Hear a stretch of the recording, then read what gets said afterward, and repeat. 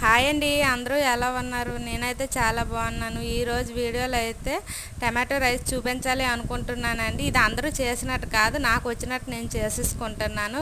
వీడియోలో చూపినట్టు స్టవ్ పైన ప్యాన్ పెట్టి దానిలో ఆయిల్ వేసి బగారా మసాలా వేయాలండి.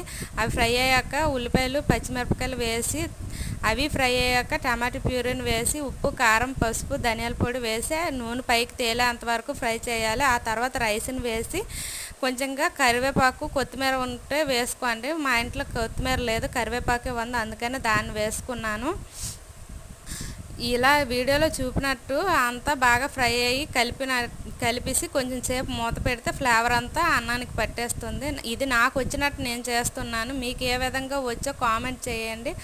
అవును, మీ ఇంట్లో కూరగాయలు లేనప్పుడు మీరేం వండుకుంటారు, ఏం చేస్తారో చెప్పండి. ప్లీజ్ వీడియో నచ్చితే లైక్ అండ్ సబ్స్క్రైబ్ చేసుకోండి. మరొక వీడియోతో మళ్ళీ కలుద్దాం.